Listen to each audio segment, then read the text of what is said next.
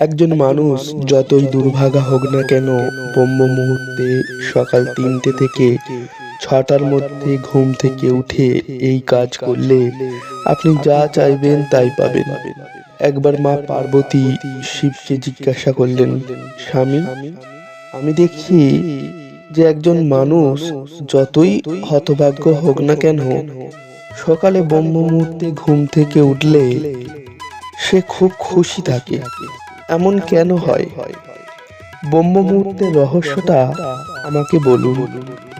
তখন ভগবান শিব বললেন, হে দেবী, এই প্রশ্নের উত্তর একটা গল্পের মাধ্যমে জানাবো। দয়া করে গল্পটি মনোযোগ সহকারে শুনুন, এবং যে এই গল্পটি পুরোপুরি শুনবে সে কখনোই এই সুযোগটি তার হাত থেকে যেতে দেবে না। ব্রহ্ম মুহূর্তের রহস্য জেনে আপনার পুরো জীবন বদলে যাবে। ভগবান শিব গল্পটি বর্ণনা করতে শুরু করেন এবং মা পার্বতীকে বলেন যে এটি অনেক আগে ঘটেছিল। কাশীতে দিনু নামে এক ছেলে বাস করত। ছেলেটি খুব ভালো ছিল, কিন্তু তার একটি খারাপ অভ্যাস ছিল। সে অনেক দেরি করে ঘুমাতো, দেরি করে ঘুম থেকে উঠতো। পরিবারের সদস্যরা তাকে সকালে ঘুম থেকে ওঠানোর অনেক চেষ্টা করলেও সে প্রতিদিন সকালে দেরি করে ঘুম থেকে উঠত। ছেলেটি কখনোই সকাল 9টার আগে ঘুম থেকে উঠেনি। ছোটবেলায় তার পরিবার ভেবেছিল সে কবে বড় হবে, তখন তার অভ্যাসের উন্নতি হবে। কিন্তু ছেলে যত বড় হতে থাকে তার এই অভ্যাস আরো গভীর হয়। পৃথিবী এখান থেকে ওখানে চলে যেতে পারত, কিন্তু ছেলেটা কখনোই ঘুম থেকে উঠতে পারত না। তার এই অভ্যাসে তার বাবা খুব বিরক্ত হয়ে উঠেছিল। সেই ছেলেটিকে অনেক নেতিবাচক শক্তি ঘিরেছিল। সে সকলের কথার পাল্টা জবাব দিত, সারাদিন মন খারাপ করে থাকতো।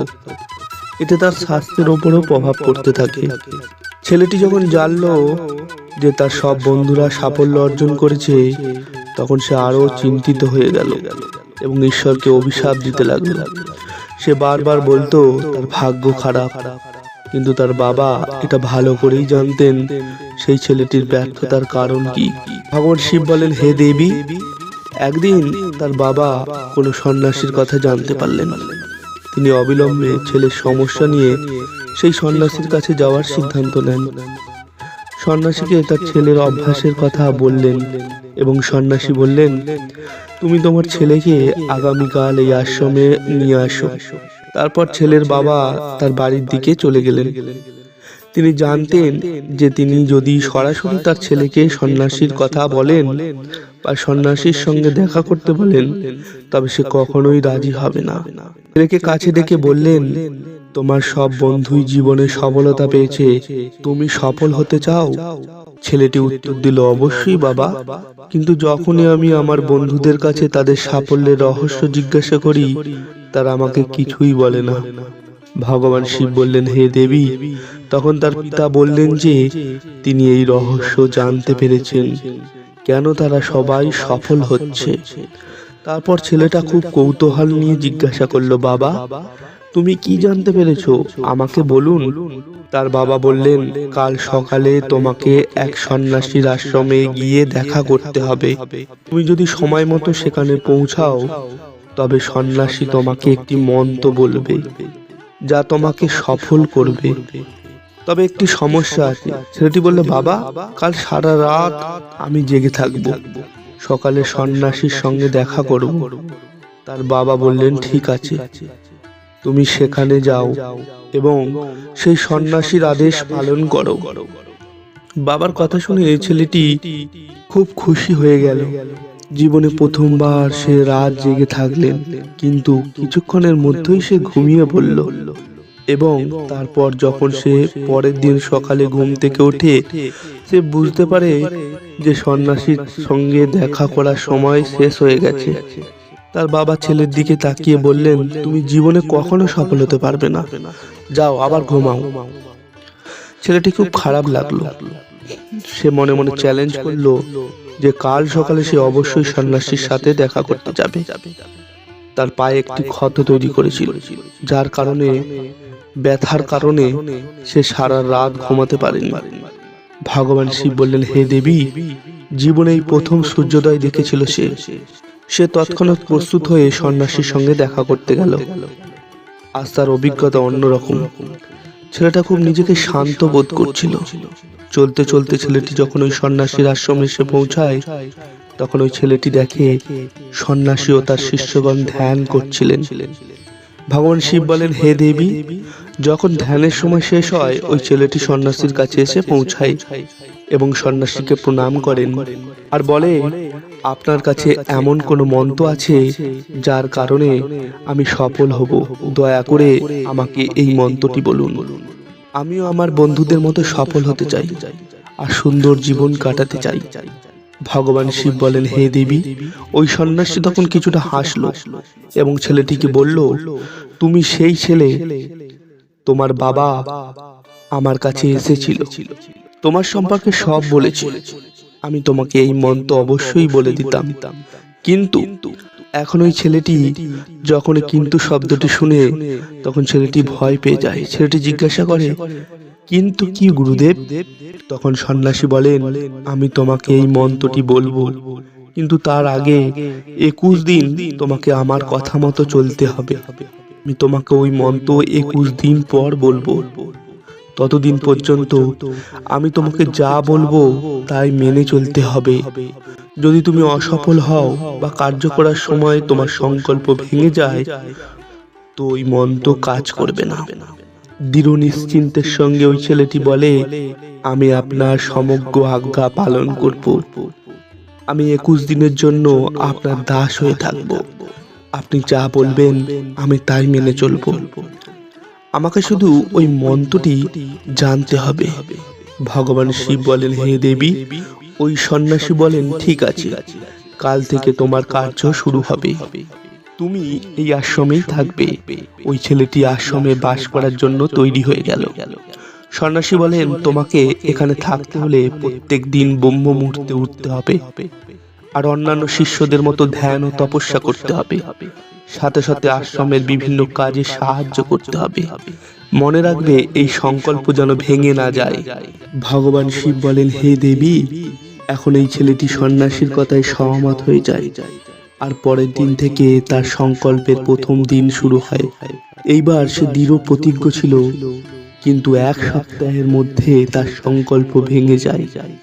8 নম্বর দিনে অনেক বেলা পর্যন্ত ঘুমাতে থাকে। যখন তার ঘুম ভাঙে, সে ভাবে তার কত বড় ভুল হয়ে গেছে। সে কাঁদতে কাঁদতে সন্ন্যাসীর কাছে পৌঁছায় আর বলে, হে গুরুদেব, আমার সংকল্প ভেঙে গেছে। এখন আমি জীবনে কখনো সফল হব না। তখন সন্ন্যাসী তাকে বুঝিয়ে বলেন, আর একবার তুমি প্রথম থেকে শুরু করো, আবার সংকল্প করো। তখন ছেলেটি সন্ন্যাসীকে জিজ্ঞাসা করে, সকালে ওঠা এত প্রয়োজন কেন? আর এখানে সকলে তাড়াতাড়ি উঠে পড়ে কেন? ভগবান শিব বলেন, হে দেবী। তখন সন্ন্যাসী ছেলেটিকে বুঝিয়ে বলেন, সকালে অর্থাৎ ব্রহ্ম মুহূর্তে ঘুম থেকে ওঠার পেছনে অনেক বড় বিজ্ঞান লুকিয়ে আছে। ছেলেটি বলে, দয়া করে আমাকে এই বিজ্ঞান বলার কৃপা করুন। সন্ন্যাসী বলেন, রাত্রিকে 4 প্রহরে ভাগ করা হয়েছে।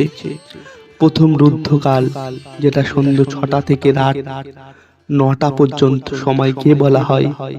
দ্বিতীয় রাক্ষসকাল, যার সময় রাত 9টা থেকে 12টা পর্যন্ত হয়। তৃতীয় গন্ধর্বকাল, যার সময় রাত 12টা থেকে 3টে পর্যন্ত হয়। আর সব শেষে যে প্রহর আসে তাকে মনোহর কাল বলা হয়। এই সময়কে ব্রহ্ম মুহূর্ত বা অমৃত বেলা বলে জানা যায়, যার সময় ভোর 3টে থেকে সকাল 6টা পর্যন্ত হয়। এটা সেই সময় যেই সময়ে সারা পৃথিবীর নেগেটিভ শক্তি নিষ্ক্রিয় থাকে আর পজিটিভ শক্তি সক্রিয় থাকে। ব্রহ্ম মুহূর্ত অর্থাৎ দেব মুহূর্ত, ব্রহ্ম মুহূর্ত অর্থাৎ দেবতাদের সময়। ভগবান শিব বলেন, হে দেবী।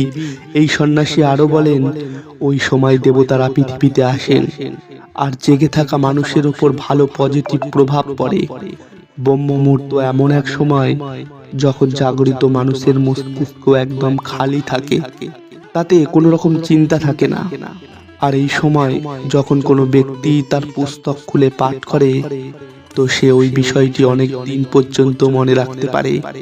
এটা এমন এক সময়, সেই সময়ে আমরা জ্ঞানকে সঞ্চয় করে রাখতে পারি। এই কারণে আশ্রমের সব শিষ্য, সমাজের অনেক জ্ঞানী ব্যক্তি ব্রহ্ম মুহূর্তে উঠে পড়ে। ভগবান শিব বলেন, হে দেবী। আবার ওই ছেলেটি বলে যে ঠিক আছে, কাল থেকে আবার আমি আমার সংকল্প শুরু করব, কিন্তু সকালে উঠে আমাকে কি কি করতে হবে? তখন সন্ন্যাসী বলেন, ঠিক আছে, আমি তোমাকে বলছি ব্রহ্ম মুহূর্তে কি কি করতে হবে আর কিভাবে করবে। সর্বপ্রথম ঘুম থেকে উঠে ধাত্রী মায়ের ওপর পা রাখার আগে ধাত্রী মাকে প্রণাম করতে হবে এবং আপনার দুই হাতের তালুকে দেখতে হবে আর ঈশ্বরকে ধন্যবাদ দিতে হবে, কেননা তিনি আজকের সূর্যোদয় দেখার সুযোগ তোমাকে দিয়েছে। তারপর নিত্য স্নান ও কাজ করার ফলে শুধু শরীরের নয়, মনেরও শুদ্ধতা বাড়ে। স্নান করার পর ধ্যানের প্রক্রিয়া শুরু করো। ব্রহ্ম মুহূর্তে ধ্যান 21 দিন করতে হয়। এই নিয়ম তুমি তখনই করবে যখন তোমার কোনো মনোকামনা পূরণ করতে চাও। তাই এমনই এক সময় যখন কোনো ব্যক্তি নিজের আজ্ঞা চক্রকে সক্রিয় করতে পারে। ভগবান শিব বলেন, হে দেবী। তারপর ওই সন্ন্যাসী বলেন, আজ্ঞা চক্র দুই ভুরুর মাঝে থাকে, এটা সংকল্পের স্থানও বলা হয়। যদি এই চক্রে ধ্যান কেন্দ্রিত করা যায় আর নিজের মনোকামনাকে বারবার বলা যায়, তাহলে মাত্র 21 দিনের মধ্যে সেই মনোকামনা পূরণ হয়ে যায়। যদি আপনার মনে কোনো পুরনো ইচ্ছা থাকে আর যদি আপনি সেটা পূরণ করতে চান, তাহলে সর্বপ্রথম আপনি আপনার মনোকামনাকে স্পষ্ট করুন। আসলে আপনি কি চান, তারপর ধ্যানের নিয়ম শুরু করুন। ব্রহ্ম মুহূর্তে স্নানের পর এমন একটি জায়গা বেছে নিন যেখানে বাতাস চলাচল করতে পারে। ধ্যান করার সময় শুদ্ধ বায়ু অবশ্যই প্রয়োজন। ধ্যানের সময় পিঠের শিরদাঁড়া সোজা করতে হবে, ঘাড়ও সোজা রাখতে হবে।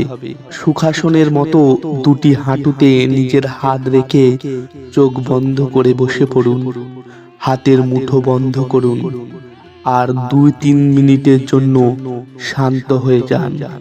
যখন আপনার শরীর স্থির হয়ে যাবে আর নিঃশ্বাসও শান্ত হয়ে যাবে, তারপর আপনার সমস্ত ধ্যান ওই আজ্ঞা চক্রের মধ্যে লাগিয়ে দিন।